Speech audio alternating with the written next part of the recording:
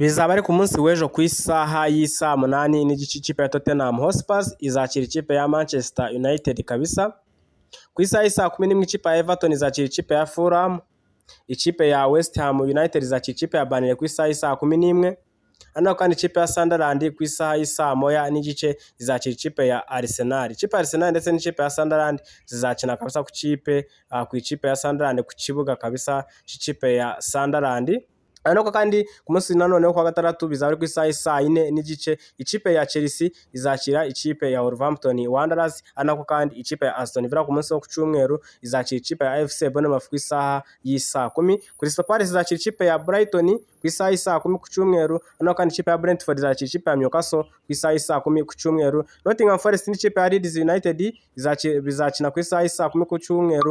Ariko kandi ku isaha y'isaa 12 n'igice match ikomeye, derby yo mu gihugu cy'Ubwongereza, derby ikomeye cyane, derby imo kuvugisha amakipe agiye atandukanye. Manchester City ku kibuga Etihad Stadium izakira ikipe ya Liverpool The Cops.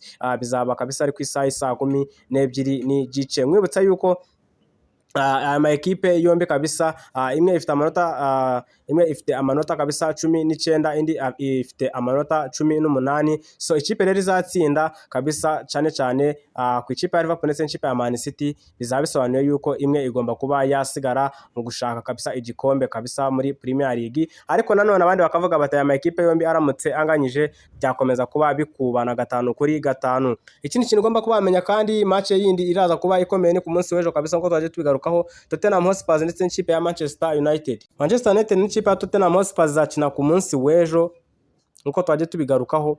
Iyi match izaba ikomeye cyane kuko ikipe ya Tottenham ikaba kabisa Tottenham Hotspur iri ku mwanya wa 6 n'amanota 17, Manchester United iri ku mwanya wa 8 n'amanota 17. Bivuze ko ikipe izatsinda hagati y'aya ma ekipe yombi izahita yuzuza amanota 20 ihite kabisa ifata ama ekipe arimo kabisa za Manchester City, ama ekipe arimo za Liverpool. Bivuze iki? Bivuze ko yaba FC Bournemouth, yaba ikipe ya Tottenham, yaba ikipe ya Chelsea, yaba ikipe ya Manchester United ndetse n'ikipe ya Crystal Palace iri ku mwanya wa 9, ama ekipe yombi araramuka atsinze kuri umunsi wo kwa gatandatu byanga byakunda ikipe ya Liverpool ndetse n'ikipe ya Manchester City zisanga inyuma kuko aya ma ekipe yombi afite amanota 17. Ikipe ya ifite amanota 16 ni ikipe ya Crystal Palace, yo niyo bishoboka yuko idashobora kuba yayakora. Ariko kandi kuva ku ikipe ya 8 harimo Manchester United, Chelsea, Tottenham, Bournemouth ndetse n'ikipe ya Sunderland. Aya ma ekipe yombi aramutse atsinze tayari Manchester City na Liverpool zizaja gukina zitakiri ku mwanya wa 2 ndetse no ku mwanya wa 3. Akaba rero ari gutyo bimeze.